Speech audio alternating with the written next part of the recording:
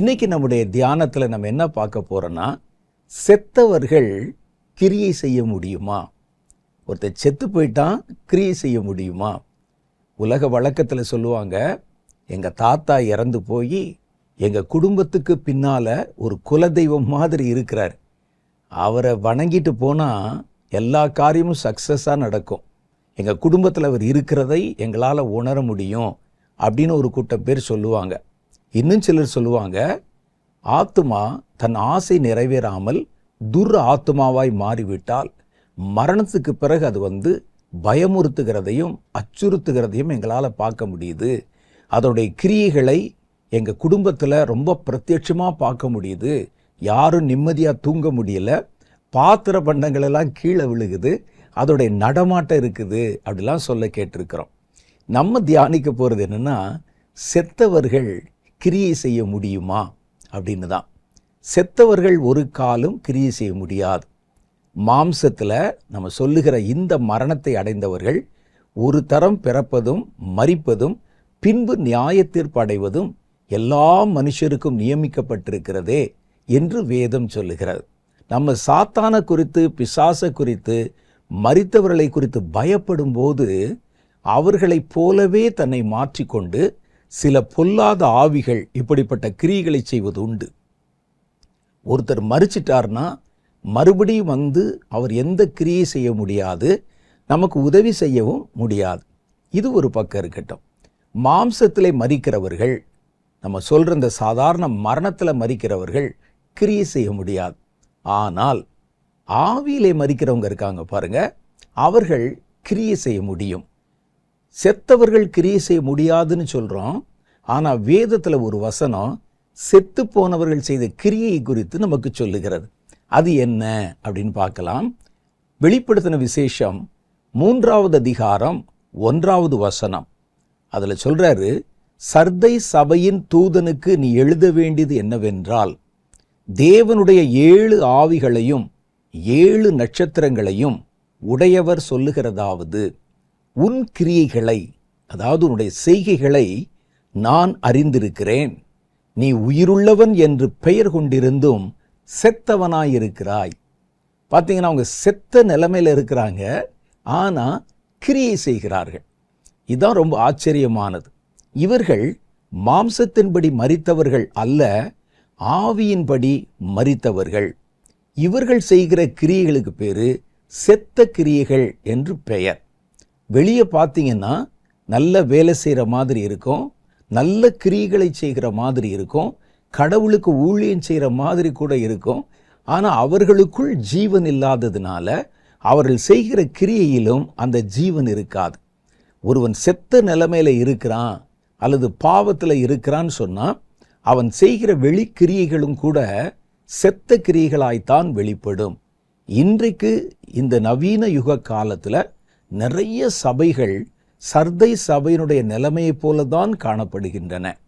அவர்கள் செத்த நிலைமையில் இருக்கிறாங்க, ஆனால் வாரந்தோறும் ஆராதனை நடக்கும், வருஷத்தில் 2 கன்வென்ஷன் நடக்கும், மாசந்தோறும் முழு இரவு ஜெபம் நடக்கும், சுவிசேஷ ஊழியம் நடக்கும், எல்லாம் செய்யப்படும். சர்தை சபை அப்படித்தான் இருந்தது. அவங்களுடைய கிரியைகள் ரொம்ப ஆச்சரியமாக இருந்தது. அவர்கள் அப்போஸ்தலர்கள் அல்லாதவர்கள் தங்களை அப்போஸ்தலர் என்று சொல்லுகிறதை கூட ஆராய்ந்து பார்த்திருந்தாங்க, நல்ல கிரியைகளை செய்தார்கள். ஆனால் ஆண்டவர் சொல்றாரு, நீ என்ன கிரியைகளை செய்தாலும் நீ செத்தவனாயிருந்தா உன் கிரியைகளிலே அந்த ஜீவன் இருக்காது, இது செத்தவன் செய்கிற கிரியை அப்படின்னு ஆண்டவர் சொல்லுகிறார். அப்போ இன்னைக்கு நம்ம பார்க்க போகிறது என்னன்னா, செத்தவர்கள் செய்யும் கிரியை. நிறைய இடங்களில் ஒரு ஊழியக்காரனோ அல்லது ஒரு சபையோ ஒரு ஊழிய நிறுவனமோ செத்த நிலைமையில் இருக்கும், அவர்களுக்குள்ள ஜீவன் இருக்காது. ஆனால் அவர்களுடைய கிரியை பிரபலமாக இருக்கும். நிறைய பேரை சந்திப்பாங்க, நிறைய பேர் ஜெபத்துக்கு வருவாங்க, சபை கூட பெருசாக இருக்கும், 50,000 60,000 பேர் இருப்பாங்க. ஆனால் நீங்கள் நல்லா நுணுக்கமாக கவனித்து பார்த்தீங்கன்னா அந்த சபைக்குள்ளே ஜீவன் இருக்காது. கர்த்தருடைய கண்கள் இப்படித்தான். அவர் வெளி தோற்றத்தை மாத்திரம் பார்க்கிறவர் அல்ல, உள்ளுக்குள்ளே என்ன இருக்குது அப்படின்னு பார்க்கிறவர். சர்தை சபையினுடைய காலத்தில் அந்த சபை பிரசித்தி பெற்ற ஒரு சபையாக இருந்தது. நிறைய ஜனங்களை உள்ளடக்கின ஒரு சபையாக இருந்தது. அப்படி இருந்தும் அவன் செத்தவனாக இருக்கிறான். வெளி தோற்றத்தில் பார்த்தா உயிர் இருக்கிற மாதிரி தெரியுது, உள்ளுக்குள்ளே செத்தவனா இருக்கிறான். இது எப்படி சாத்தியம் அப்படின்னு நீங்க ஒரு கேள்வி கேட்கலாம். நான் மறுபடியும் உங்களுக்கு முதல்ல சொன்ன விஷயத்தை சொல்லுகிறேன். ஒருவன் மாம்சத்தின்படி மரிப்பது என்பது வேறு, ஆவியிலே மரிப்பது என்பது வேறு. ஆவியிலே மரிச்சிட்டா வெளி உலகத்தில் நம்ம கிரியை செய்யலாம். ஆனால் மாம்சத்தில் மரித்தவன் வெளியிலே எந்த வேலையும் செய்ய முடியாது. இப்போ இந்த ஆவியிலே மரித்தவர்கள் என்றால் யாரு, அந்த மரணம் எப்படி நடக்கிறது அப்படின்னு கர்த்தருடைய வேதத்திலிருந்து சில காரியங்களை கவனித்து பார்க்குறோம். இன்னைக்கு நம்ம கண்களுக்கு முன்னால் நிறைய ஊழிய நிறுவனங்கள் இடைவிடாமல் ஊழியம் செய்கிறத பார்க்குறோம், நல்ல சபைகள் இருக்கிறத பார்க்குறோம். ஆனால் அதற்குள்ளே ஜீவன் இல்லாமல் இருக்கிறதை பார்க்கிறோம். அப்படிப்பட்ட சபைகள் செய்கிற கிரியைகள் வெளிப்பார்வைக்கு பேர் பெற்றதாக பிரஸ்தாபம் உள்ளதாக காணப்பட்டாலும் அதற்குள்ளே ஜீவன் இல்லை. அப்போ இந்த கிரியைகள் செத்த கிரியைகள் என்று அழைக்கப்படுகின்றன. அப்போ இந்த ஆவிக்குரிய மரணம் என்றால் என்ன அப்படின்னு பார்த்தா, முதல் காரியம், பாவத்திலையும் அக்கிரமத்திலையும் இருப்பது ஆவிக்குரிய மரணம் என்று கர்த்தருடைய வேதம் சொல்லுகிறது. ஒரு சபை ஆரம்பிக்கும் போது ரொம்ப நல்லா இருக்கும், நல்ல பிரதிஷ்டையோடு ஓடுவாங்க. ஒவ்வொரு காரியத்திலும் கர்த்தருடைய வசனம் என்ன சொல்லுது, வார்த்தை என்ன சொல்லுது என்று கவனிப்பார்கள். ஆனால் நாளாவட்டத்தில் பிராக்டிக்கலாக சில காரியங்களுக்குள்ளே அவர்கள் கடந்து போகும்போது அந்த சபை தன்னுடைய பிரதிஷ்டையை இழந்து போகும். பிரதிஷ்டையை இழந்து போனாலே அது தன்னுடைய ஜீவனை இழந்து விட்டது என்பதுதான் அதனுடைய பொருள். இன்னொரு பக்கம் பார்த்தீங்கன்னா, கொஞ்சம் கொஞ்சமாக பாவம் செய்கிறவர்கள், அக்கிரமத்தில் இருக்கிறவங்க சபையினுடைய முக்கிய பங்குகளை எடுத்துக்கொள்ள ஆரம்பிப்பாங்க. முதல் ஆரம்பத்தில் அப்படி இருக்காது. துவக்கம் ரொம்ப நல்லா இருக்கும், ஆரம்பித்தவங்க நல்லா இருப்பாங்க. ஆனால் அடுத்த தலைமுறை அல்லது அடுத்த கூட்டம் வரும்போது அவங்க மெல்ல மெல்ல உள்ளே வந்து இதை ஒரு சபையாக அல்ல, ஒரு நிறுவனமாகவும் தங்களுக்கு லாபம் தரக்கூடிய ஒரு ஸ்தலமாகவும் தான் பார்ப்பாங்க. அப்போ அவர்களை அறியாமலே கர்த்தர் அருவருக்கக்கூடிய பல பாவங்கள் உள்ளே வந்து விடுகிறது. பாவம் உள்ளே வந்துருச்சுன்னா அந்த சபை அல்லது அந்த ஊழியம் அல்லது அந்த விசுவாசி மரித்தவன் என்ற இடத்துக்கு வருகிறான். வேதம் சொல்லுது பாருங்க, எபேசியருக்கு எழுதின நிருபம் 2வது அதிகாரம் 1வது வசனத்தில் சொல்றாரு, அக்கிரமங்களினாலும் பாவங்களினாலும் மரித்தவர்களாயிருந்த உங்களை உயிர்ப்பித்தார். அப்போ பாவத்தில் இருக்கிறதும் அக்கிரமத்தில் இருக்கிறதும் கடவுளுடைய பார்வையிலே மரணம். பாவத்திலையும் அக்கிரமத்திலும் இருக்கிறவன் கடவுளுடைய பார்வையிலே செத்தவன். அதான் நமக்கு பார்த்தீங்கன்னா அவன் உயிரோடு இருக்க மாதிரி தெரியும், வேலை செய்கிற மாதிரி தெரியும், பேசுவான், சாப்பிடுவான். ஆனால் ஆண்டவருடைய பார்வையிலே அவன் செத்தவன். பாவத்துக்கு இடம் கொடுத்து பாவத்தினாலே பிடிக்கப்பட்டவன், அக்கிரமத்திலே தன்னை இழந்து போனவன், பாவத்தை குறித்து கொஞ்சம் கூட உணர்வோ அதை குறித்த பயமோ இல்லாதவன், நாளாவட்டத்திலே பாவத்தினாலே பிடிக்கப்பட்டவன், அவன் கடவுளுடைய பார்வையில் செத்தவன். அவன் நடந்தாலும் ஒரு செத்தவன் நடக்கிறாதான் கர்த்தர் பார்ப்பார். அவன் கிரியை செய்தாலும் அந்த கிரியைகள் செத்ததாகத்தான் இருக்கும். இப்படி பாவத்திலையும் அக்கிரமத்திலையும் மரித்தவர்கள் செய்கிற கிரியைகள் எப்படி இருக்கும், அவர்களுடைய செத்த கிரியைகள் எப்படி இருக்கும் அப்படின்னா வேதம் சொல்லுது பாருங்க. எபேசியருக்கு எழுதின நிருபம் 2வது அதிகாரம் 2, 3, 4. பாவத்தில் மரித்தவர்கள் அல்லது பாவத்தினாலே செத்த நிலைமையில் இருக்கிறவங்க, அவங்கள நம்ம கவனித்து பார்த்தா அவர்களிடத்தில் இந்தந்த காரியங்கள் மிகுதியாக வெளிப்படுவதை பார்க்க முடியும். என்ன காரியங்கள்? மறுபடியும் அந்த வசனத்தை சொல்கிறேன். எபேசியர் 2வது அதிகாரம் 2, 3 ஆகிய வசனங்கள். அவைகளில் நீங்கள் முற்காலத்தில் இவ்வுலக வழக்கத்திற்கு ஏற்றபடியாகவும் கீழ்ப்படியாமையின் பிள்ளைகளிடத்தில் இப்பொழுது கிரியை செய்கிற ஆகாயத்து அதிகார பிரபுவாகிய ஆவிக்கு ஏற்றபடியும் நீங்கள் நடந்து கொண்டீர்கள். அவர்களுக்குள்ளே நாம் எல்லோரும் முற்காலத்திலே நமது மாம்ச இச்சையின்படி நடந்து நமது மாம்சமும் மனசும் விரும்பினவைகளை செய்து சுபாவத்தினாலே மற்றவர்களைப் போல கோபாக்கினையின் பிள்ளைகளாக இருந்தோம். பாவத்துக்கு இடம் கொடுத்து அதனால மரித்த நிலைமைக்குள்ளே போன ஒரு ஊழியனா இருந்தாலும் சரி, ஒரு விசுவாசியா இருந்தாலும் சரி, அவன் ஆகாய பிரபு என்று சொல்லக்கூடிய அதிகார பிரபுவின் ஆவியினாலே பிடிக்கப்பட்டு அதனுடைய கட்டுப்பாட்டுக்குள்ளே போய் அதனுடைய வார்த்தையின்படி நடக்கிறவனாக இருப்பான். அது என்ன ஆகாயத்து அதிகார பிரபு? நமக்கு சொல்லும்போதே தெரியுது, ஆகாயத்தில் தான் அது இருக்கும். அதிகார பிரபுவின் ஆவி. இந்த ஆவி தன்னை உயர்ந்த இடத்திலே வைக்கத்தான் விரும்பும், அதிகாரத்தை செலுத்த விரும்பும், டாமினேஷன். அது யாருக்கும் கீழ்ப்படியாது. வசனத்தில் பாருங்க, அந்த ஆவிக்கு ஏற்றபடியும் நீங்கள் நடந்து கொண்டீர்கள். இந்த ஆவி யார்கிட்ட வேலை செய்யுன்னு கேட்டா, கீழ்ப்படியாமையின் பிள்ளைகளிடத்திலே கிரியை செய்கிற ஆவி. அப்ப இவங்களை நீங்க பார்த்தாலே ஊழியக்காரன் மாதிரி தான் இருப்பாங்க. அவர்கள் ஆகாயத்து அதிகார பிரபுவின் ஆவியின் கட்டுப்பாட்டிலே இயங்குகிறார்கள் என்பதை அவங்களுடைய பேச்சு நமக்கு காமிச்சிரும், அவர்களுடைய நடவடிக்கைகள் காமிச்சிரும். எல்லாவற்றிலும் மற்றவர்களை விட தங்களை உயர்ந்தவர்களாக நினைப்பாங்க. நாம செய்கிறது தான் சரி என்பார்கள். அவர்களை பேசி திருத்த முடியாது. அவர்கள் போகிற பாதையில் அவங்களுக்கு யாரும் புத்தி சொல்லக்கூடாது. அவர்கள் எல்லாவற்றிலும் ஒரு உயர்ந்த இடத்துல, உயர்ந்த நிலைமையில நாங்கள் இருக்கிறோம் அப்படின்னு நினைக்கிறது மாத்திரமல்ல, அவங்க செய்கிற ஒவ்வொரு வேலையுமே உயர்ந்த இடத்துக்கு போவதற்காக செய்கிற வேலையாக இருக்கும். உண்மையான ஊழியன் எப்படி இருப்பான் தெரியுமா? கர்த்தரை உயர்த்துவான். ஆகாயத்தின் அதிகார பிரபுவினாலே பிடிக்கப்பட்டவன் தன்னைத்தானே உயர்த்துவான். ஏன்னா அந்த ஆகாயத்து அதிகார பிரபுவின் ஆவி ஏசாயா தீர்க்கதரிசியின் புஸ்தகம் 14வது அதிகாரத்தில் சொன்னபோது, வானத்துக்கு ஏறுவேன், உன்னதமானவருக்கு ஒப்பாவேன், அவருடைய சிங்காசனத்துக்கு மேலாய் என் சிங்காசனத்தை உயர்த்துவேன் என்று தன் இருதயத்திலே சொன்னதாக அதனுடைய குணாதிசயம், சுபாவம் நமக்கு சுட்டி காட்டப்பட்டிருக்கு. அப்போ இந்த ஆவியினுடைய கட்டுப்பாட்டுக்குள்ளே ஒருத்தர் வந்துட்டா இவன் என்ன செய்வான்னா, உயர்ந்த இடங்களை விரும்புவான், உயர்ந்த ஸ்தானங்களை விரும்புவான். வேதத்தில் சொல்லுது, நீ ஒரு இடத்துல அழைக்கப்பட்டிருக்கும் போது உயர்ந்த இடத்துல உட்காரணும்னு சொல்லி தேடாத, உயர்ந்த ஸ்தானத்தை நாடாத, தாழ்மையான இடத்துல போய் உட்காரு. நீ கனத்துக்குரியவனா இருந்தா அந்த விருந்துக்கு சொந்தக்காரன் உன்னை அழைச்சு வாங்க உயர்ந்த இடத்துல வந்து உட்காருங்கன்னு அவன் கூட்டிட்டு போவான். நீ அந்த இடத்த தேடாத.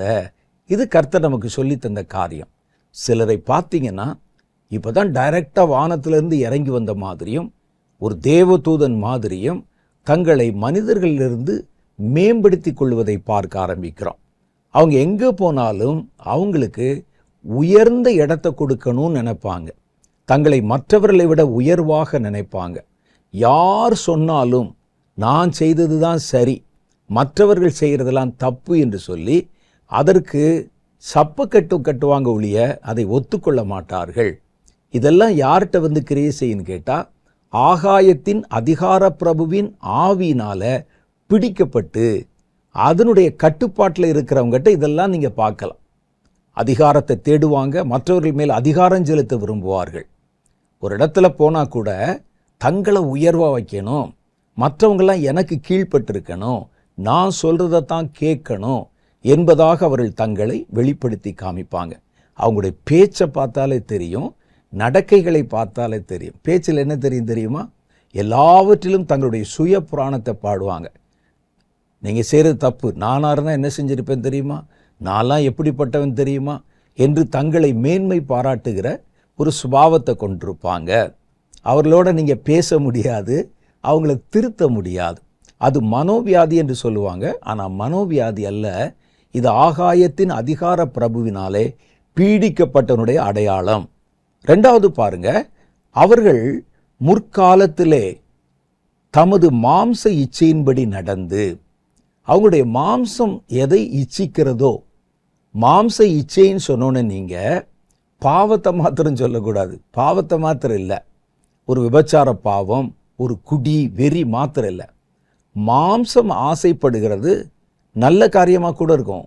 காசு பணம் சேர்க்கணும், அந்த மாதிரி மாம்சம் இச்சிக்கிற எல்லாவற்றையும் அவர்கள் நிறைவேற்றுவது தான் முதல் குறிக்கோளாக வச்சுருப்பாங்க. தேவனுடைய பிள்ளைகளை கவனித்து பார்த்தா தேவனுடைய காரியத்தை நிறைவேற்றுவதில் தான் முழு கவனத்தை வச்சிருப்பாங்க. அதுக்காக தங்கள் சரீரத்துக்குண்டானவைகளை சரீரத்துக்கு செய்யாமலும் இல்லை, கொடுக்காமலும் இல்லை. அவர்கள் நாடுவதெல்லாமே தேவனுக்கு அடுத்த காரியத்தில், கடவுளுக்கு அடுத்த காரியத்தில் நம்ம என்ன செய்யணும் அதைத்தான் யோசிப்பாங்க. இல்லை, அடுத்த வசனம், அடுத்த வார்த்தை சொல்லுது பாருங்க, மாம்சமும் மனசும். நம்ம மனசு என்ன சொல்லுதோ அதன்படி செய்ய விரும்புவார்கள். இன்னைக்கு இது வேணும்னா அது வேணும். அது கெட்டதாக தான் இருக்கணும், இல்லை நல்லதாக கூட இருக்கலாம். எனக்கு இன்னைக்கு இது வேணும்னா வேணும். ஆடம்பரமான காரியமாக இருக்கலாம், தங்களுடைய வாழ்வாதாரத்தை உயர்த்தி கொள்ளுகிற காரியமாக இருக்கலாம். மாம்சமும் மனசும் எதை விரும்பினாலும் அடுத்து உடனே அது அவர்களுக்கு கிடைத்தாகணும். அது விரும்பினதை அவர்கள் செய்ய மனசுக்கு தன்னை விற்று போட்டிருப்பாங்க. கடவுளுக்கு தன்னை ஒப்பு கொடுத்தவன் எப்படி இருப்பான்னா, கடவுள் சொன்னால் செய்வோம், தேவனிடத்தில் சொன்னால் செய்வோம் என்று தேவனாலே நடத்தப்படுவாங்க. இவங்க யாரால் நடத்தப்படுவாங்க? தங்களுடைய மாம்சத்தினாலையும் மனசினாலையும் நடத்தப்படுவாங்க. அவங்க மனசு ஒன்று சொல்லிருச்சுன்னா சொன்னது தான். இந்த இடத்த வாங்கணும்னா வாங்கிடணும், இந்த இடத்துல இப்படி ஒரு கட்டடம் கட்டணும்னா கட்டிடணும். ஏன்னா பணம் இருக்குது, காசு இருக்குது, அதை நம்ம உடனே கட்டணும். அப்போ தன்னுடைய மனசின்படி நடத்தப்படுகிறவர்களும் தங்கள் மாம்ச விருப்பத்தின்படி நடத்தப்படுகிறவர்களும் இந்த ஆகாயத்தின் அதிகார பிரபு அல்லது மரித்த நிலைமையில் இருக்கிறவங்க. அப்போ ஜீவனோடு இருக்கிறவன் என்ன செய்வான் அப்படின்னு கேட்டால், தேவனுடைய சித்தத்தை நிறைவேற்ற அவங்க முற்படுவாங்க. கர்த்தர் என்ன சொல்லி நடத்துகிறாரோ அதைத்தான் விரும்புவார்கள், அதைத்தான் செய்ய ஆசிப்பாங்க. ஏன்னா அவர்கள் கர்த்தருக்கு தங்களை ஒப்பு கொடுத்திருக்கிறாங்க. மாம்சத்துக்கும் மனசுக்கும் தன்னை ஒப்பு கொடுத்தவன் தன் மாம்சமும் மனசும் விரும்பினதை உடனே செய்வதற்கு, எதை வித்துனாலும் செய்வதற்கு முனைப்பாக செயல்படுவாங்க. இதை வச்சே நம்ம கண்டுபிடிச்சிடலாம். சுபாவத்தினாலே மற்றவர்களைப் போல கோபாக்கினின் பிள்ளைகளாக இருந்தோம். இந்த கிரியைகளை செய்கிறவங்க மேலே கர்த்தருடைய கோபாக்கினை இருக்கும். நம்ம சில பாவங்களை சின்ன பாவம் நினைப்போம், இதில் எல்லாம் என்னங்க தப்புன்னு நினைப்போம். சில பாவங்களை பெரிய பாவம் நினைப்போம். ஒரு ஆளை கொலை செய்வது நம்முடைய பார்வையிலே பெரிய பாவம், ஒரு விபச்சாரம் பண்ணுவது பெரிய பாவம். ஆனால் வேதத்தில் எது பெரிய பாவம்னு கேட்டால், மேட்டிமை பெரிய பாவம். சாத்தான் விழுந்ததனுடைய மூல காரணமே மேட்டிமை.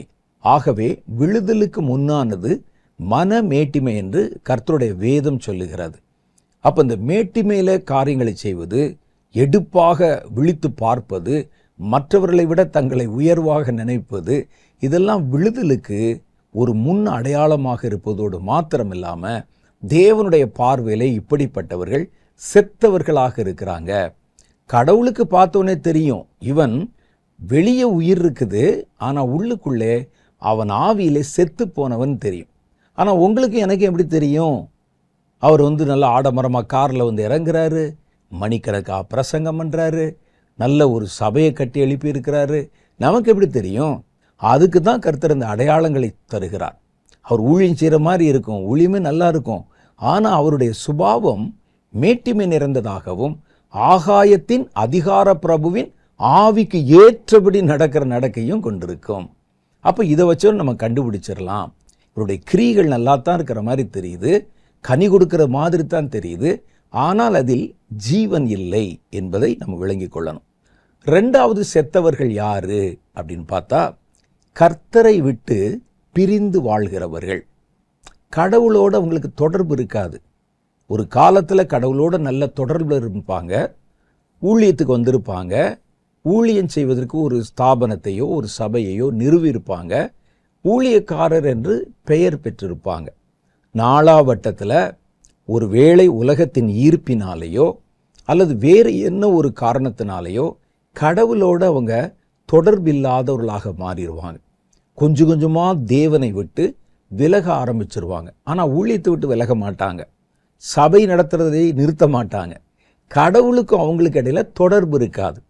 இறைவனோடு தேவனோடு தொடர்பு இருக்கிறவனை பார்த்தாலே நீங்கள் கண்டுபிடிச்சிடலாம். கர்த்தருடைய சுபாவம் அவர்களிடத்தில் வெளிப்படும், அவரிடத்தில் தேவனுடைய பிரசன்னம் குடிகொண்டிருக்கும். ஆனால் உள்ளுக்குள்ள தேவனோட தொடர்பில்லாதவர்கள் ஊழியம் செய்வாங்க, வெளியே நல்லாவே ஊழியம் செய்வாங்க, ஓடுவாங்க, உழைப்பாங்க, அலையாவாங்க, பிரயாசப்படுவாங்க, எல்லாம் செய்வாங்க. ஆனால் கடவுளோடு அவங்களுக்கு தொடர்பு இருக்காது. தேவனோட தொடர்பு இருக்கிறவன் தேவன் இருக்கிற இடத்துல தான் இருப்பான். அவர்களை நம்ம ரொம்ப எளிதாக அடையாளம் கண்டுபிடிச்சிக்கிற முடியும். என் சீஷன் நான் எங்கே இருக்கிறேனோ என் ஊழியக்காரன் அங்கே இருக்கிறான் என்று கர்த்தர் சொன்னார். அப்போ ஒருவன் தேவனோட கூட இணைந்திருக்கிறவன் தேவன் போகிற இடத்துல அவன் இருப்பான். தன் இஷ்டப்படியான தன்னுடைய இச்சைக்கு ஏற்ற இடங்களை தேடுகிறவனாக அல்ல, தேவனுடைய சித்தத்துக்குரிய இடங்களில் அவனை உங்களால் பார்க்க முடியும். அப்போ 4ஆம் வட்டத்தில் அவர்கள் கொஞ்சம் கொஞ்சமாக கடவுளோடு இருக்கக்கூடிய தொடர்பில் ஜெபம் குறைஞ்சிரும், தியானம் குறைஞ்சிரும், தேவனிடத்தில் காத்திருக்கிற அனுபவம் குறைஞ்சிரும். ஒரு காரியத்தை கர்த்தர் சொல்லுகிறாரா என்று கேட்டு அறிந்து செயல்படுவது குறைஞ்சிரும். எல்லாவற்றிலும் தங்களுடைய விருப்பத்தை நிறைவேற்றுவாங்க. 24 மணி நேரம் சுற்றிக்கிட்டே இருப்பாங்க. அப்படியே பார்த்தாலே தெரியும், இங்கே அங்கே நான் அவரை போய் பார்க்க போகிறேன், இவரை போய் பார்க்க போகிறேன், ஹவுஸ் விசிட். உண்மையான தேவ மனிதனுடைய மனம் தேவனோடு காத்திருக்குதலைத்தான் அதிகமாக விரும்பும். இவர்களுடைய ஜெபத்தில் தேவனை விட்டு பிரிஞ்சவன் தேவனுக்கு அதிக முக்கியத்துவம் கொடுக்க மாட்டான். தேவனிடத்திலிருந்து பிரிவது சரீரத்தை விட்டு உயிர் பிரிவதுக்கு சமம். மனிதனை விட்டு கடவுள் பிரிவதோ, கடவுளை விட்டு மனிதன் பிரிவதோ ஆவிக்குரிய மரணம் என்று கர்த்தருடைய வேதம் சொல்லுது. இந்த மரணம் கூட ஒரு மனிதனுக்குள்ளே நடந்தா வெளியே தெரியாது. அதான் வெளியே ஒரு எப்பவும் போல இருப்பார், குளிப்பார், சாப்பிடுவார், டிஃபன் பண்ணுவார், போவார், வருவார், சம்பாதிப்பார், எல்லாம் செய்வார். ஆனால் உள்ளுக்குள்ளே கடவுளோட தொடர்பு இல்லாதவன் மரித்த நிலைமையில் இருக்கிறான், வெளியே பார்த்தா தெரியாது. அப்போ இவர்கள் செய்கிற கிரியை இருக்கு பாருங்க, இந்த கிரியைகள் எல்லாம் செத்த கிரியைகள் என்று கர்த்தருடைய வேதம் சொல்லுது. கடவுளை விட்டு பிரிந்தவர்கள் மரித்தவர்கள் என்று எதை வச்சு சொல்கிறோம் அப்படின்னு சொன்னால், வேதத்தில் நீங்கள் வாசித்து பாருங்க, கர்த்தர் மனுஷனை சிருஷ்டித்து ஏதேன் என்ற ஒரு தோட்டத்தில் வைத்து அவர்களை அங்கே பராமரித்து வந்தார். அவர்களுக்கு ஒரு கட்டளை கொடுத்தார். என்ன கொடுத்தார்னா, நீ இந்த தோட்டத்தில் இருக்கிற எல்லா மரத்தின் கனியையும் புசிக்கலாம், ஆனால் அந்த ஏதேன் தோட்டத்தில் நடுவில் நன்மை தீமை அறியத்தக்க விருட்சம் இருக்குது, அந்த மரத்தினுடைய கனியை மாத்திரம் நீ சாப்பிடக்கூடாது. சாப்பிட்டா என்ன ஆகும்? சாப்பிட்ட அந்த நாளில் தானே, அந்த ஸ்பாட்டு நீ செத்துருவ. அந்த ஒரு நாள் தான் அவகாசம், அந்த நாளைக்குள்ள நீ செத்துருவ என்று கர்த்தர் சொன்னார். வேதத்தில் நம்ம அதை வாசிக்கிறோம். ஆதியாம புஸ்தகம் 2ஆம் அதிகாரம் 16, 17 ஆகிய வசனங்கள். தேவனாகிய கர்த்தர் மனுஷனை நோக்கி, நீ இந்த தோட்டத்தில் உள்ள சகல விருட்சத்தின் கனியையும் புசிக்கவே புசிக்கலாம், ஆனாலும் நன்மை தீமை அறியத்தக்க விருட்சத்தின் கனியை புசிக்க வேண்டாம். அதை புசிக்கும் அந்நாளில் தானே நீ சாகவே சாவா என்று கட்டளையிட்டார். ஆனா பாருங்க, அவன் அந்த கட்டளைக்கு கீழ்ப்படியாம அந்த கனியை புசித்தான். புசிச்சா ஆண்டவர் சொன்ன வார்த்தையின்படி அவன் அன்றைக்கே செத்திருக்கணும்ல. ஆனா வேதம் சொல்லுது, அவர்கள் அதற்கு பிறகும் 930 வருஷம் மனுஷன் உயிரோடு இருந்தானா. அந்த ஆதாம் இந்த பழத்தை சாப்பிட்ட அன்னைக்கு சாகல, அதுக்கு பிறகு 930 வருஷம் உயிரோடு இருந்தான் என்று ஆதியாகமம் 5ஆம் அதிகாரம் 5ஆவது வசனம் சொல்லுகிறது. ஆதாம் உயிரோடு இருந்த நாளெல்லாம் 930 வருஷம் அவன் மரித்தான். அதுக்கு பிறகுதான் சாகிறார். ஆனால் கடவுள் சொன்னது என்ன? அந்த நாளில் நீ சாகணும், வெறுமனே சாக வேண்டும் என்று சொல்லலை, அந்த நாளில் நீ சாவாயின்னு சொன்னார். அப்போ கடவுள் சொல்லியிருந்தால் நடக்கணும் இல்லை, நடக்கலை. அப்போ என்ன நடந்தது? அந்த நாளில் என்ன நடந்தது அப்படின்னு பார்த்தா, அந்த நாளில் அவர்கள் விசாரிக்கப்பட்டு தேவனுடைய சமூகத்திலிருந்து துரத்தப்பட்டார்கள். கடவுளோட நெருக்கமாக இருந்த மனுஷன், தினம் கடவுளை சந்திக்கும் கிருபை பெற்ற மனிதன், தேவனோடு அளவளாவி தோட்டத்தில் மகிழ்ச்சியாக இருந்த ஒரு மனிதன், அந்த நாளில் அவனுக்கு என்ன நடந்துச்சுன்னா, தேவ சமூகத்தை விட்டு தேவனுடைய பிரசன்னத்தை விட்டு வெளியே துரத்தப்பட்டு இனி அந்த இடத்துக்குள்ளே வராதபடி கர்த்தர் சுடரொளி பட்டயத்தை காவலுக்கு வைத்து விட்டார். அப்போ அன்னைக்கு நடந்தது என்னன்னா, மனிதன் கடவுளை விட்டு பிரிக்கப்பட்டான் அல்லது பிரிந்தான். இதைத்தான் கர்த்தர் மரணம் என்று சொல்லுகிறார். இன்னைக்குமே நீங்க பார்த்தீங்கன்னா கடவுள் இல்லாமல் இருக்கிறான் பாருங்க, தேவனை அறியாதவன் இருக்கிறான் பாருங்க, தேவன் இல்லாமல் வாழ்கிறவன் இருக்கிறான் பாருங்க, அவன் உயிரோடே செத்தவன். வெளியே தோற்றத்துக்கு பார்த்தா நீங்களும் நான் நினைக்கிற மாதிரி உயிர் இருக்கும், நடமாட்டம் இருக்கும், பேச்சு இருக்கும், செயல் இருக்கும். ஆனால் கடவுளோட தொடர்பு இல்லைன்னா அவன் ஆவிக்குரிய ரீதியிலே மரித்தவன். தேவன் ஆதாமுக்கு எதைத்தான் சொன்னார்? நீ சாப்பிட்டீன்னா நீ மரிப்பாய். நாம் எதை மரணம் என்று சொல்லுகிறோம்? உடம்பை விட்டு உயிர் பிரிக்கப்படுவதற்கு பேர் மரணம். வேதம் மனுஷன் தேவனிடத்திலிருந்து பிரிக்கப்படுவதற்கு பேர் மரணம் என்று சொல்லுகிறது. அப்ப இந்த மரணத்தை தான் கர்த்தர் அங்கே மென்ஷன் பண்ணுகிறார். நீ புசிக்கும் அந்த நாளில் இனி என் முகத்தை பார்க்க முடியாது, என்கிட்ட பேச முடியாது, நீ வைக்கப்பட்டிருந்த ஸ்தானத்துக்கு நீ திரும்பி வர முடியாது, நிரந்தரமாக என் சமூகத்திலிருந்து பிரிக்கப்பட்டு விடுவாய் என்று கர்த்தர் அவர்களுக்கு அறிவுறுத்தி சொன்னார். பாருங்க, அவர்கள் கனியை புசித்த அந்த நாளில் அவர்கள் தேவனை விட்டு பிரிந்தது தான் அவர்களுக்கு நடந்தது. அப்ப தேவன் இல்லாம இருக்கிறவங்க, ஆரம்பத்திலேருந்தே தேவன் இல்லாம தேவனை அறியாம இருக்கவங்க வேற, அவங்கள பத்தி நான் பேசல. அவர்கள் ஏற்கனவே மரித்த நிலைமையில் இருக்கிறாங்க. நான் சொல்றது யாருன்னா, தேவனை அறிந்தும் உயிர்ப்பிக்கப்பட்டும் கடவுளுடைய ஊழியத்துக்கு வந்தும் கொஞ்சம் கொஞ்சமாக கடவுளை விட்டு பிரிஞ்சிருவாங்க. அந்த இடத்துக்குள்ள பணம் வந்துடும். அன்றைக்கு கடவுளை விட்டு மனிதன் பிரிவதற்கு மனிதனுக்கும் கடவுளுக்கும் இடையில ஒரு பழம் வந்தது. இன்னைக்கு பணம் வரலாம், வீடு வாசல்கள் வரலாம், உறவுகள் வரலாம், ஆஸ்தி ஐஸ்வர்யம் வரலாம், பெருமை வரலாம், எவ்வளோ விஷயம் இருக்கு. கடவுளுக்கு நமக்கு இடையில வருவதற்கு நிறைய காரியம் இருக்கு. இது வந்து கடவுளை விட்டு நம்மை பிரித்து விடும். அப்படி பிரிஞ்சவன் கூட தான் மரித்ததை உணராமல், தன்னை விட்டு அந்த ஜீவன் போய்விட்டது அல்லது கடவுள் தன்னை விட்டு போய்விட்டார் என்பது கூட உணராம அவன் தன் வேலையை செய்வான், ஊழியம் செய்வான், பிரசங்கம் பண்ணுவான். இந்த கிரியைகளுக்கு செத்த கிரியைகள் என்று கர்த்தருடைய வேதம் சொல்லுது. அவர்கள் பொதுவாக என்னென்ன கிரியைகளை செய்வாங்க? கடவுள் இல்லாதவர்கள், தேவனை விட்டு பிரிந்தவர்கள் என்ன செய்வாங்களாம்? எபேசியருக்கு எழுதின நிருபம் 4வது அதிகாரம் 17, 18, 19 ஆகிய வசனங்கள் நமக்கு சொல்லுகின்றன. ஆதலால் கர்த்தருக்குள் நான் உங்களுக்கு சாட்சியாக சொல்லி எச்சரிக்கிறது என்னவென்றால், மற்ற புறஜாதிகள் தங்கள் வீணான சிந்தனையிலே நடக்கிறது போல நீங்கள் இனி நடவாதிருங்கள். அப்ப கடவுள் இல்லாதவன் என்ன செய்வான்? ரொம்ப சுலபமா கண்டுபிடிக்கலாம். அவன் சிந்தனைகள்ல வீணான சிந்தனைகள் தான் நிறையா இருக்கும். ஒருவேளை நமக்கே கூட கடவுளை பற்றின சிந்தனையோ தேவனுடைய சித்தத்தை பற்றின சிந்தனையோ குறைஞ்சு வேற காரியங்கள், வீணான சிந்தனைகள், அந்த வீணான சிந்தனைகள் அதிகமாக வர ஆரம்பிச்சினாலே கடவுளுக்கும் நமக்கு இடையில பிரிவினை வர ஆரம்பித்து விட்டது என்பது பொருள். நிரந்தரமாக கடவுளை பற்றின நினைவே வரல. முழுக்க முழுக்க பாவம், உலகம், வீணான காரியங்கள், குப்பை, இவைகள்தான் நம்முடைய மனதை ஆக்கிரமித்து கொண்டிருக்கிறது என்று நீங்கள் கண்டால் உடனே நீங்கள் கவனப்பட வேண்டும். நாம் மரிக்க ஆரம்பித்திருக்கிறோம், மரணத்துக்குள்ளே வர ஆரம்பிச்சிருக்கிறோம். ஏன்னா ஒரு நாளைக்கு நீங்கள் ஒரு காரியத்தை யோசிச்சு பாருங்க, எவ்வளவு நேரம் கடவுளை பற்றி, தேவனுடைய காரியங்களை பற்றி சிந்திக்கிறீங்க? எவ்வளவு நேரம் வீணான காரியங்களை சிந்திக்கிறீங்க? கடவுளை பற்றி சிந்திக்கும் போது தேவனுடைய ஊழியத்தை பற்றி கூட நம்ம சிந்திக்கலாம், அது வேற.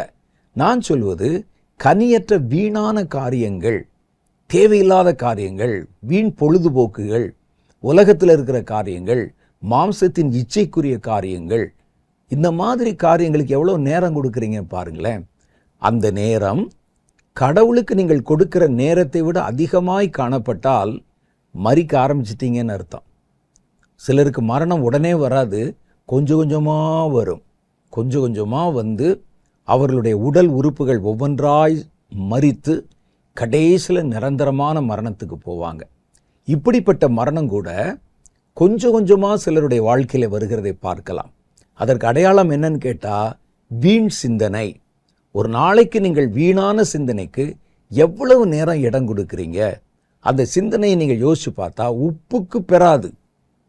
ஆனால் நமக்கு அதை நினைக்கும் போது, அதை யோசிக்கும் போது ஒரு சந்தோஷம் இருக்கிற மாதிரி தெரியும். அதனால் மற்றவர்களுக்கு சந்தோஷம் வராது, நமக்கு சந்தோஷம் இருக்க மாதிரி இருக்கும். ஆனால் அந்த கிரியைகளால் நம்முடைய நித்திய ஜீவனுக்கு எந்த பிரயோஜனம் இல்லை, ஆவிக்குரிய வாழ்க்கைக்கு எந்த பிரயோஜனம் இல்லை. இந்த வீண் சிந்தனைகளுடைய நேரம், வீண் சிந்தனைகள் அதிகப்பட ஆரம்பித்தால் மரித்து கொண்டிருக்கிறோம், மரணம் உள்ள வந்துருச்சு என்பதை நம்ம விளங்கி கொண்டு விட முடியும். அவர்கள் தங்கள் வீணான சிந்தனையிலே நடக்கிறது போல நீங்கள் நடவாமல் இருங்கள். ரெண்டாவது அவங்க என்ன செய்வாங்கன்னா, அவர்கள் தங்கள் புத்தியிலே அந்தகாரப்பட்டு தங்கள் இருதய கடினத்தினால் தங்களில் இருக்கும் அறியாமையினாலே தேவனுடைய ஜீவனுக்கு அந்நியராக இருந்து, கடவுளுடைய காரியங்களை பற்றி நீங்கள் பேசினாலோ கடவுளுடைய காரியங்களை வாசித்தாலோ அது அவர்களுக்கு அந்நியப்பட்டு தெரியும். நம்ம சொந்த காரியத்தை பார்க்குறோம், ஒரு ஊழியம் செய்கிறோன்னு சொன்னால் இது நம்ம சொந்த வேலையை பார்க்குறோம். வேதம் சொல்லுது, தகப்பனுக்கு பிள்ளை ஊழியம் செய்கிறது போல. அப்போ அந்த வேலை என்பது நம்ம குடும்பத்தை சேர்ந்த வேலை. தகப்பனுக்கு பிள்ளைனா அவங்க செய்கிற வேலை அவங்க குடும்பத்தை சேர்ந்த வேலை. அது தகப்பனுடைய வேலை இல்லை, தகப்பனுக்கும் உங்களுக்கும் உரிய வேலை. ஆனால் நம்ம அதை அந்நிய காரியமாக அந்நியப்பட்டு நிற்கிறோம். கடவுளோடு பேசும்போதும் ஜெபிக்கும் போதும் சிலரை பாருங்களேன், அந்நியப்பட்டு ஜெபிப்பாங்க. ஜெபிக்கணுமே என்று கடமைக்காக ஜெபம் பண்ணுவாங்க. மனப்பூர்வமாக மனசு விட்டு தாங்கள் நம்புகிற அன்பு கூறுகிற ஒருவரோடு நம்ம ஜெபிக்கிற மாதிரி பேசுகிற மாதிரி இல்லாமல் நம்முடைய மனம் அந்நியப்பட்டு இருக்கும். சில சமயங்களில் நாமே அதை உணர முடியும். நல்லா இருக்கிறவங்க கூட சில சமயங்களில் உணருவாங்க. சில சமயத்தில் நீங்கள் பார்த்தீங்கன்னா, ஒரு பைபிள் படித்தாலோ ஒரு வேதத்தை வாசித்து பார்க்கும்போதோ அல்லது ஒரு ஜெபம் பண்ணும்போதோ நம்முடைய மனம் ரொம்ப அந்நியப்பட்டு போய் அதில் ஒன்ற முடியாமல் இருக்கும். இது இடைக்கிடையில் எப்போதாவது வந்தால் பரவாயில்ல, சரிப்படுத்திக்கலாம். அது நிரந்தரமாக ஒரு வருஷம் படித்தா ஒன்றும் புரிய மாட்டேங்குது, என்னமோ நம்ம படிக்கணுமேன்னு படிக்கிறோம், பயத்துக்காக படிக்கிறோம், பயத்துக்காக ஊழியம் செய்கிறோம், மனப்பூர்வமாய் ஒரு காரியத்தை செய்ய முடியலன்னு சொன்னால் நம்ம மரிக்க ஆரம்பித்திருக்கிறோம். நம்முடைய இருதயம் அந்தகாரப்பட்டு தேவனுடைய காரியங்களுக்கு அந்நியராக நாம் நம்மை உணர்கிறோம்.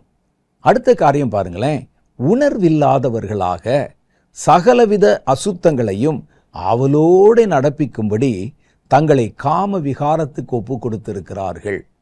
முதல்ல போகிறது என்னன்னா, உணர்வு போயிடும், கடவுளை பற்றின உணர்வு போயிடும். மிக முக்கியமானது ஆவிக்குரிய வாழ்க்கையில் தேவனை உணர்கிற உணர்வு தான் முக்கியமானது. நீங்கள் ஜெபம் பண்ணால் அந்த ஜெபத்தில் கடவுளை உணரணும். ஊழியம் செய்தால் அந்த ஊழியத்தில் நீங்கள் கடவுளை உணரணும். ஒரு பாட்டு பாடினா அதில் கடவுளை நீங்கள் உணரணும். ஒரு பிரசங்கம் பண்ணால் நீங்கள் அதில் கடவுளை உணரணும். அப்போ கடவுளை உணர்கிற உணர்வு நமக்கு அற்றுப்போனால், ஒரு நல்ல பிரசன்னம் உள்ள இடத்துல தான் இருக்கிறோம், தேவன் உலாவுகிற அசைவாடுகிற இடத்துல தான் இருக்கிறோம், ஆனால் எனக்கு மனம் அந்நியப்பட்டு இருக்குது, தேவனை உணர முடியவில்லை, கடவுளையும் கூட இருக்கிறார் என்கிற உணர்விலே நீடித்து இருக்க முடியல. யோசேப்பு பாருங்க, அவருக்கு நம்ம மாதிரி சொல்லித்தரக்கு சபைகள் இல்லை, படிக்கிறதுக்கு பைபிள் கூட இல்லையே யோசேப்பின் காலத்தில். அப்படிப்பட்ட யோசேப்பு தேவன் தன்னோடு இருக்கிறார் என்கிற உணர்வை பலமாய் பெற்றிருந்தார். பாவம் செய்ய சந்தர்ப்பம் வந்த போது சொன்னார், கர்த்தருடைய கண்களுக்கு முன்னால, தேவனுக்கு முன்னாலே இவ்வளோ பெரிய பாவத்தை நான் செய்வது எப்படின்னு கேட்டார். தாவீது தன் அனுபவத்தில் கர்த்தரை நான் எக்காலமும் என் முன்பாக வைத்திருக்கிறேன் என்கிறார். அப்போ கடவுள் என் கூட இருக்கிறாருங்கிற உணர்வு அற்று போச்சுன்னா செத்தோம் என்று பொருள். உலக மரணத்திலையுமே பாருங்களேன், கொஞ்சம் கொஞ்சமாக நம்முடைய சரீரம் மரத்து போய் உணர்வற்று மாறி போயிடும். அதுக்கு பேர் தான் மரணம் சொல்கிறோம். இவர்கள் தேவனோடு இருக்கிற உணர்வை இழந்து போயிடுவாங்க. இது அவர்களுடைய அடையாளம் என்று கர்த்தருடைய வேதம் சொல்லுது. கடைசி காலத்தில் நடப்பதை பாருங்கள். நோவாவின் காலத்தில் எப்படி நடந்ததோ மனுஷகுமாரன் வரும் காலத்திலும் அப்படியே நடக்கும். மனிதர்கள் விற்பதும் கொள்வதும் பெண் கொண்டும் பெண் கொடுத்தும் வெள்ளம் தங்களை வாரி கொண்டு போகும் மட்டும் உணராதிருப்பார்கள். அதான் முக்கியம். பெண் கொண்டு பெண் கொடுத்து அதெல்லாம் விட முக்கியமானது என்னென்னா உணர்வு இல்லாமல் போயிடுவாங்க. இந்த பாவத்தை செய்கிறோமே, இதுக்கு என்ன தண்டனை, உணர்வு இல்லாமல் போயிடுவாங்க. இப்போ சமீப நாட்களில் நீங்கள் பார்த்தீங்கன்னா பெரிய பெரிய பாவங்கள் தேசத்தில் நடக்கிறத பார்க்குறோம். இவங்களுக்கு கொஞ்சம் கூட அந்த ஒரு உணர்வு இருக்காதா அப்படின்னு நம்ம யோசிக்கிறோம். ஒரு தேவ பக்திக்கு அடுத்த உணர்வு ஒருவனுக்கு அற்றுப்போனாலே அவன் ஆவிக்குரிய மரணத்தை அடைகிறான். அப்போ வேதம் சொல்லுது, உணர்வில்லாதவர்கள் உலக பிரகாரமான காரியம் இருக்கு பாருங்க, பாவ காரியம் இருக்கு பாருங்க, அதை ஆவலோடு நடப்பிப்பார்கள். ஏன்னா கடவுள் நம்ம பக்கத்தில் இருக்கிறாரு, வேதம் இப்படி சொல்லி இருக்குது. நம்ம தேவ பிள்ளைகள் என்கிற உணர்வு அற்றுப்போனா அவன் எல்லா பாவத்திலும் விழுகிறவனாக மாறிப்போவான். இது ஒரு வகை மரணம். தேவன் இல்லாமல் கடவுளை விட்டு பிரிவது. சிலருக்கு அப்படியே கிராஜுவலாக கொஞ்சம் கொஞ்சமாக தேவனை விட்டு பிரியக்கூடிய சூழ்நிலை வந்துடும். ஆனால் தாங்கள் தேவனை விட்டு பிரிந்திருப்பதை வெளி உலகத்தில் காட்ட மாட்டாங்க. அவர்கள் அதுவரைக்கும் ஆவியோடும் உண்மையோடும் செய்து கொண்டு வந்த காரியத்தை எல்லாம் இப்போ எந்திரத்தனமாக செய்வாங்க. ஜெபம் இருக்காது, வேத வாசிப்பு இருக்காது, எல்லாமே மனுஷர் பார்வைக்கு தான் இருக்கும் ஒழிய உள் உணர்வோடு தேவனை தேடுகிற இருதயம் அவர்களுக்குள்ளே இருக்காது. இந்த மாதிரி ஒரு சிக்கல், இந்த மாதிரியான ஒரு அடையாளம் நம்முடைய வாழ்க்கையிலே தோன்றினால் கவனமாக இருக்கணும். நம்ம கடவுளை விட்டு பிரிய ஆரம்பிச்சிருக்கிறோம், ஆவிக்குரிய மரணத்துக்குள்ளே நுழைய ஆரம்பிச்சிருக்கிறோம். அது ஒரு சபையே கூட அப்படிப்பட்ட காரியத்தில் நுழையலாம். சிமிர்னா சபை பாருங்களேன், ஒரு சபையே செத்த நிலைமையில் இருந்ததா வேதம் அதை குறித்து சொல்லுகிறது.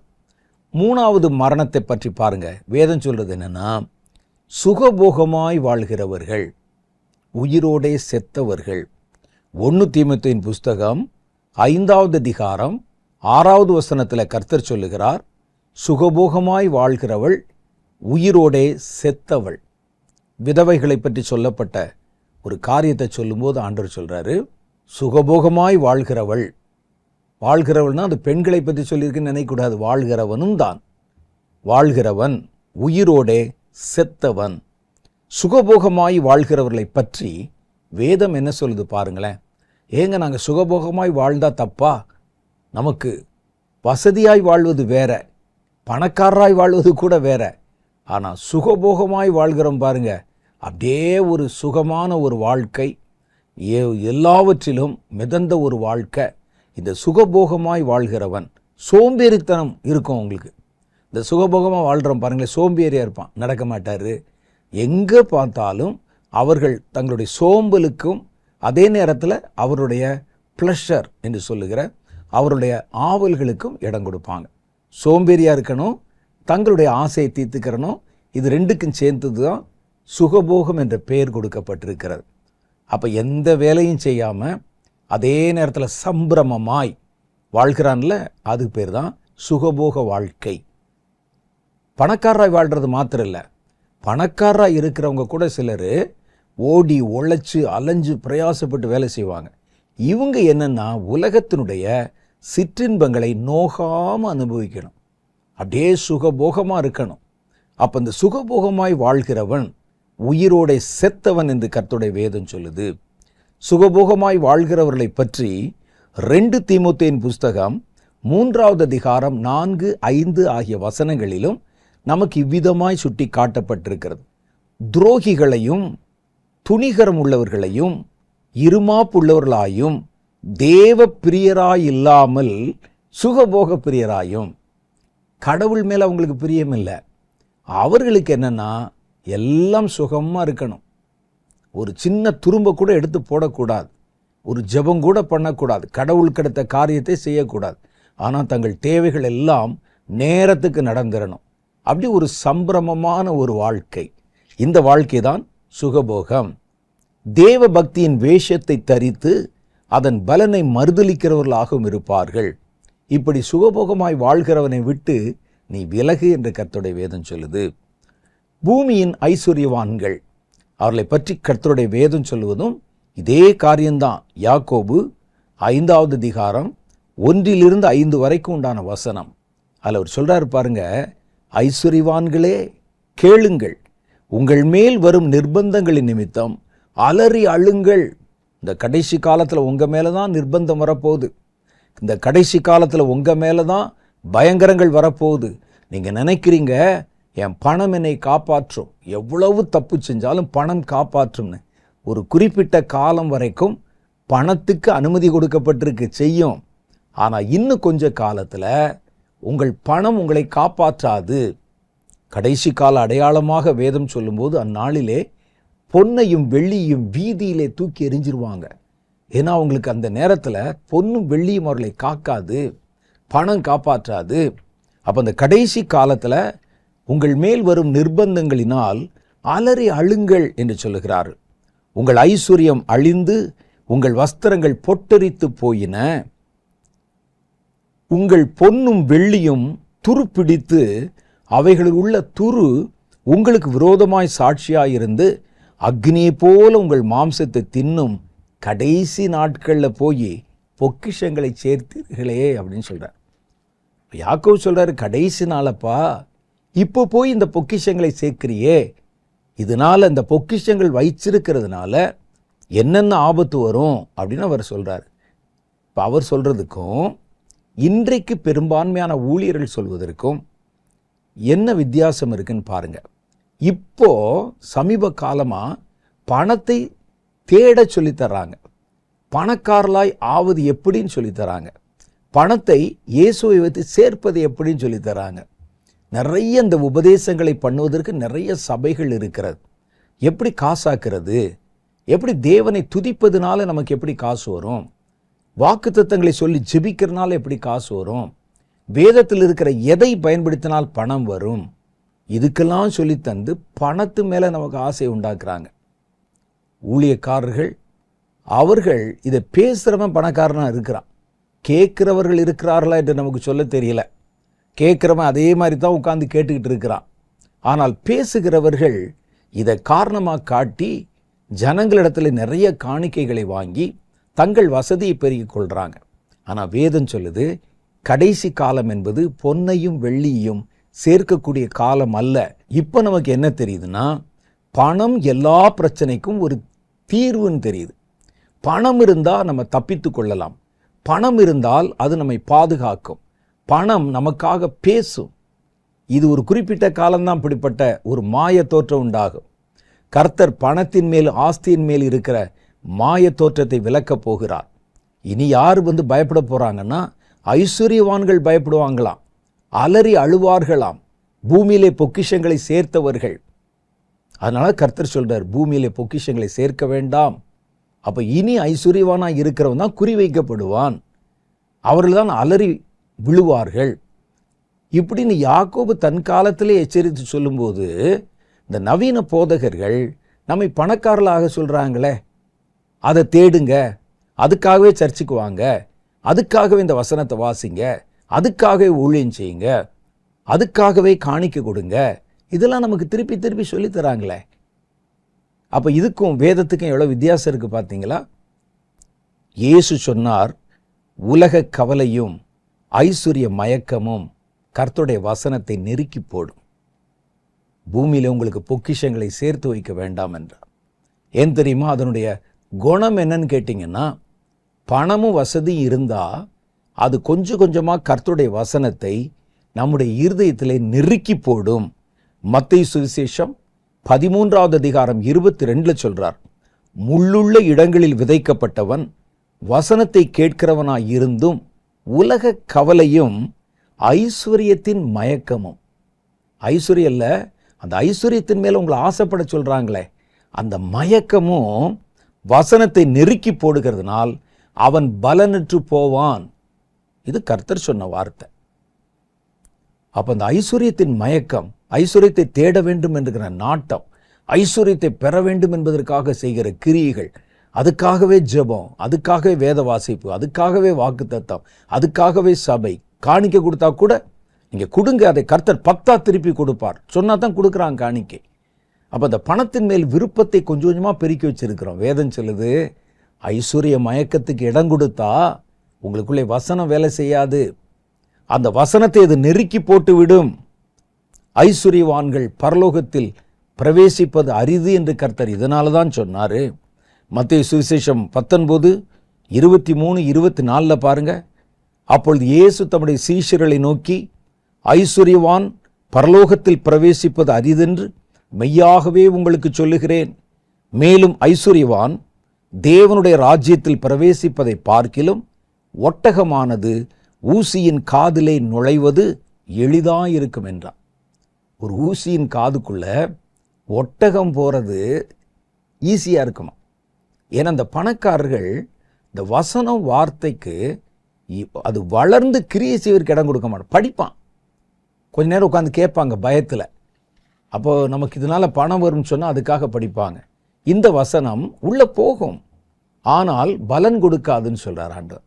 முள்ளுள்ள இடத்துல வசனம் உள்ள போச்சு, ஆனால் வளரலை, அந்த வசனம் வளராது.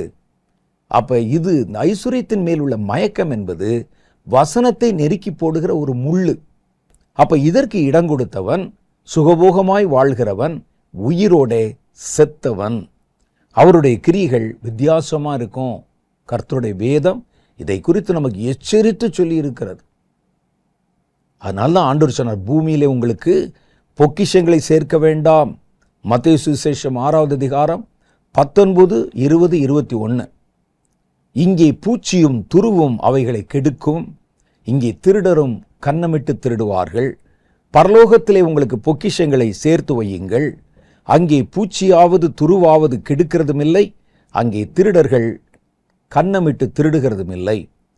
எல்லாத்துக்கும் மேலே ஏன் பொக்கிஷத்தை பூமியில சேர்க்கக்கூடாது, ஏன் பொக்கிஷத்தை பரலோகத்தில் சேர்க்க சொல்றாருங்கிறதுக்கு கடைசியில முத்தாய்ப்பாய் ஒரு காரணத்தை சொல்லுகிறார். உங்கள் பொக்கிஷம் எங்கே இருக்குமோ உங்கள் இருதயம் அங்கே தான் இருக்கும். இன்னும் அதை கொஞ்சம் நீட்டித்து சொல்லணும்னா, உங்க இருதயம் எங்கே இருக்குமோ நாளைக்கு நீங்களும் அங்கேதான் இருப்பீர்கள். பரலோகத்தில் உங்களுடைய இருதயம் இருந்தா நீங்கள் பரலோகத்தில் இருப்பீங்க. பூமியிலே நம்முடைய இருதயம் இருந்தால் கடைசி வரைக்கும் அது பரலோகத்தை நினைச்சு கூட பார்க்க முடியாத ஒரு இருண்ட சூழ்நிலைக்குள்ளே போயிடும். நம்ம இருதயம் எப்பவும் பரலோகத்தில் இருக்கணும். அப்ப மாம்சத்திலே செத்தவர்கள் உலகத்தில் கிரியை செய்ய முடியாது. ஆவியில செத்தவன் வெளியே உயிரோடு இருக்கிற மாதிரி கிரியை செய்ய முடியும். இவர்களில் சிலர் தேவனை விட்டு பிரிந்ததினால் செத்தவர்கள், சிலர் பாவத்திற்கும் அக்கிரமத்திற்கும் இடம் கொடுத்ததினால செத்தவங்க. மூன்றாவது, ஐஸ்வர்யத்தின் மேலும் சுகபோகத்தின் மேலும் நாட்டம் வைத்ததினால கர்த்தரை விட்டு பிரிந்து செத்தவர்கள். அப்ப இந்த செத்தவர்களுடைய கிரியை எப்படி இருக்கும்? கர்த்தருடைய வேதம் சொல்வதை வேகமாக வாசித்து நம்ம நிறைவு செய்யலாம். யூதாவின் புஸ்தகம் 1வது அதிகாரம் 10, 11, 12 வசனங்கள்ல இந்த செத்தவர்கள் செய்கிற வேலைக்கு நிறைய உதாரணம் என்னென்னலாம் அவங்ககிட்ட இருக்கும் அப்படின்னு காமிக்கிறாங்க. யூதா 1வது அதிகாரம் 10 12 வரைக்கும் உண்டான வசனம். இவர்கள் தங்களுக்கு தெரியாதவைகளை தூஷிக்கிறார்கள். அவனுக்கு தெரியாது, பரலோகத்தை தெரியாது, தூஷிப்பான். ஒரு மனுஷனை தெரியாது, ஒரு ஊழியக்காரனை தெரியாது, தூஷிப்பான். அவனாவும் ஒரு கற்பனை பண்ணி கொண்டு இவன் இப்படித்தான் இருக்கணும், இவன் பாவத்தில் தான் இருக்கணும், கிறிஸ்தவ ஊழியக்காரனா பாவமாக தான் இருப்பான், அவன் அக்கிரமந்தான் செய்வான், உள்ளுக்குள்ளே வேற என்னமோ நடக்குது. அவனுக்கு தெரியாது எதுவுமே நிதர்சனமா. தெரியாததற்கு இவங்க கொடுக்குற பில்டப்பை நீங்கள் பார்த்தீங்கன்னா, சப்போர்ட் பண்ணுறதா இருந்தாலும் எதிர்க்கிறதா இருந்தாலும் பக்கத்திலிருந்து பார்த்த மாதிரியே பேசுவான். அப்போ தெரியாதவைகளை தூஷிக்கிறார்கள். பரலோகத்தை தெரியாது, பரிசுத்த ஆவியை தெரியாது, பரலோகத்தின் கிரியைகள் தெரியாது, ரட்சிப்பை பற்றி தெரியாது, தேவனுடைய பிள்ளைகளுடைய கிரியைகளை பற்றி தெரியாது, தூஷிப்பான். அதை வச்சால் நம்ம தெரிஞ்சிடும், எல்லாம் தெரிஞ்ச மாதிரி காட்டுவாங்க. புத்தி இல்லாத மிருகங்களைப் போல உங்களுடைய அடையாளம். செத்தவர்கள் செய்கிற கிரியைகள் பாருங்க, செத்த கிரியைகள்னு அதுக்கு பேர் சொன்னேன் நான். அது என்ன செய்வாங்களாம்? தெரியாதவைகளை தூஷிப்பாங்க. ரெண்டாவது, அவர்கள் சுபாவத்தின்படி தங்களுக்கு தெரிந்திருக்கிறவைகளாலே தங்களை கெடுத்துக் கொள்வார்கள். உன் அறிவே உன்னை கெடுத்ததுன்னு வேதம் சொல்லுது. அவனுக்கு தெரிஞ்சிருக்கிறத வச்சு இதுதாங்க சரி, இது இப்படி தான் இருக்கும், அதுதான் அப்படின்னு சொல்லி தன்னை தானே கெடுத்து போடுவான். மூன்றாவது அடையாளம் பாருங்கள், இவர்களுக்கு ஐயோ, இவர்கள் காயினுடைய வழியிலே நடந்து. காயின் என்ன வழியில் நடந்தாரு? காயின் தான் அங்கீகரிக்கப்படவில்லை என்பதற்காக, உங்களை ஒருத்தர் அங்கீகரிக்கலைங்க, ஒருவர் ஏற்றுக்கொள்ளலை, அங்கீகரிக்கலைன்னா என்ன செய்யணும்? அந்த அங்கீகாரத்தை பெறுவதற்கு என்ன செய்யணுமோ அதை செய்யணும். அதை விட்டு அங்கீகரிக்கப்பட்டவன் இருக்கிறான் பாருங்க, அவன் மேலே கோபமாகி அவனை கொலை செய்தான். காயினுடைய வழியிலே நீங்கள் ஒருவேளை குறைவுள்ளவர்களாக இருந்தால் அந்த குறைவை நீக்குவதற்கும் நிறைவை பெறுவதற்கும் நீங்கள் முயற்சி பண்ணணும்.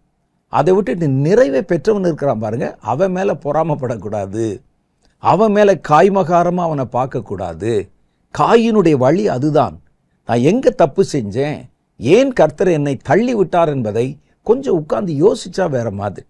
அதை விட்டுட்டு கர்த்தர் அவனை பயன்படுத்துகிறாரே, கர்த்தர் அவனோடு இருக்கிறாரே, அவனை சொன்னால் கர்த்தர் கேட்குறாரே அப்படின்னு பார்த்து அவன் மேலே கோபம் உண்டாகி அந்த காரியத்தை அவன் செய்தான். இதுதான் செத்த கிரிய. காயினுடைய வழி அப்படித்தான். கர்த்தர் காயினையும் அவன் காணிக்கையும் அங்கீகரிக்கவில்லை. அப்பொழுது காயின் மிகவும் எரிச்சல் உண்டாகி, அப்ப தேவ பிள்ளைகள் மேல எரிச்சல் வரும். அவனுடைய முகநாடி வேறுபட்டது. ஆபேலுக்கு விரோதமாய் எழும்பி, தேவனுடைய ஜனங்களுக்கு விரோதமாய் எழும்பி, இந்த வழியிலெல்லாம் நீங்க போயிடாதீங்க, அவனை கொலை செய்தான் என்று வேதம் சொல்லுது. மூணாவது பாருங்க, அதை தேவனிடத்திலே மறைத்தான், கொலை செஞ்சிட்டான். ஆதியாகமம் புஸ்தகம் 4வது அதிகாரம் 8வது வசனம் சொல்லுது, காயின் தன் சகோதரனாகிய ஆபேலோட பேசினான்.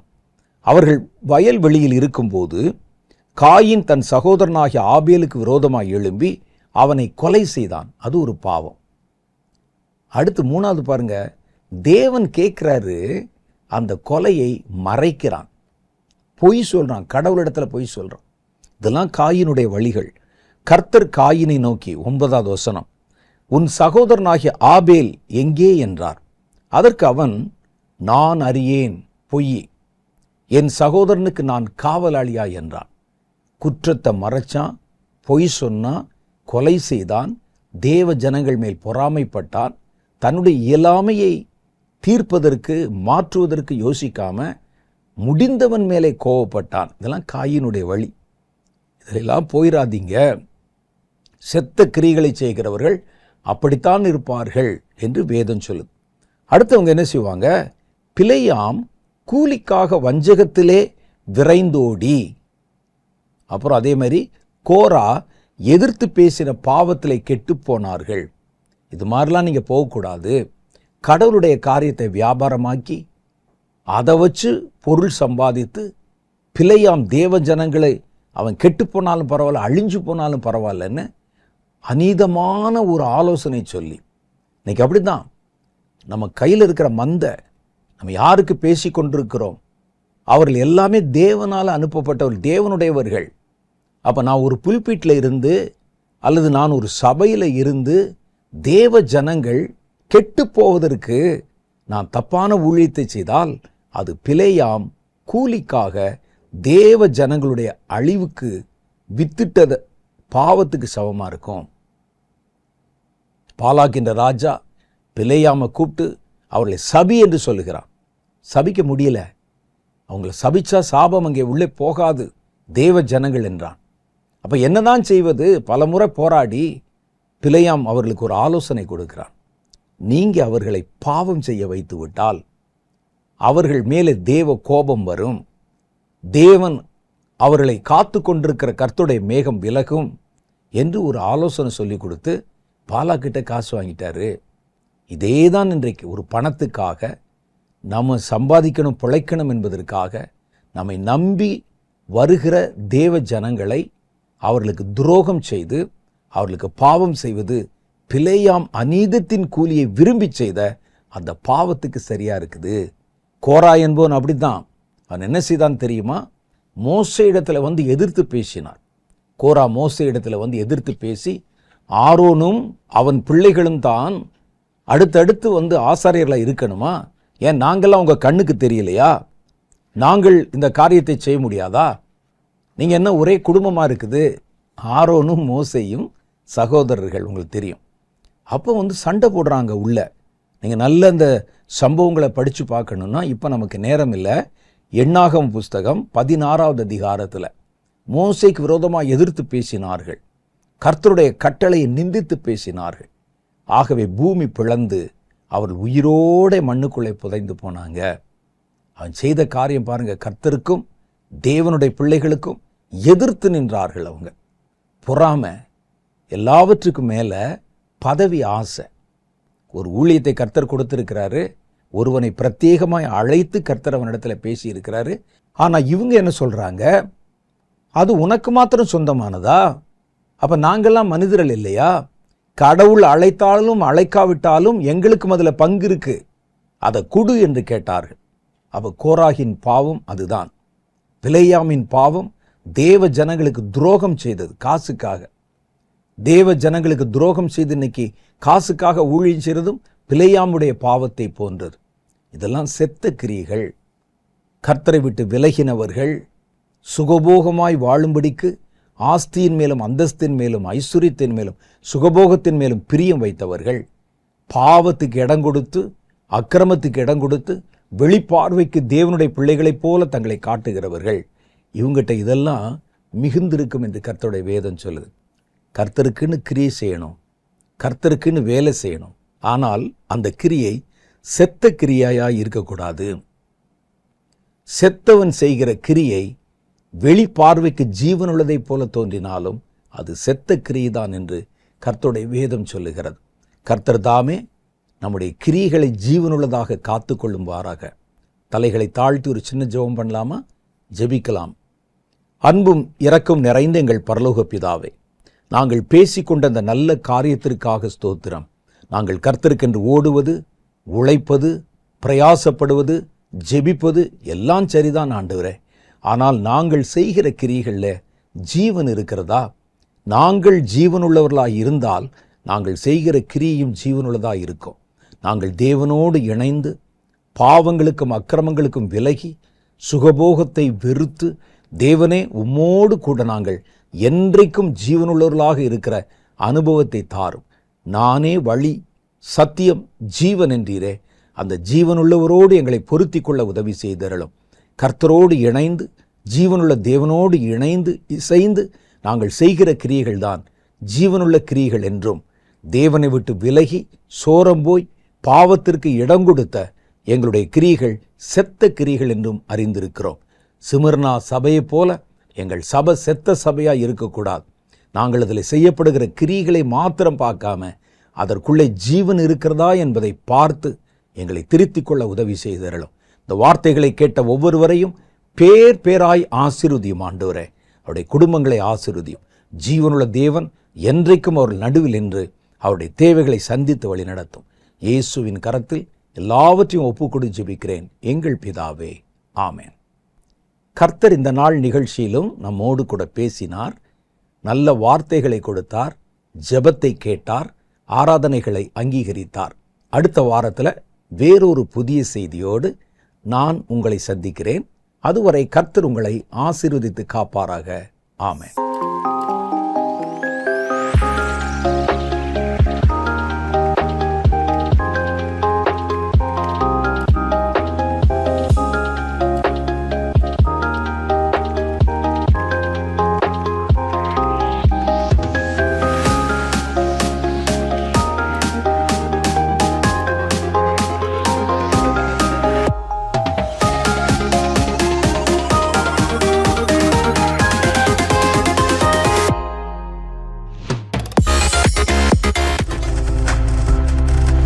நீங்கள் பார்த்துக் கொண்டிருப்பது உங்கள் ஜாய் டிவி. உங்கள் துக்கம் சந்தோஷமாய் மாறும்.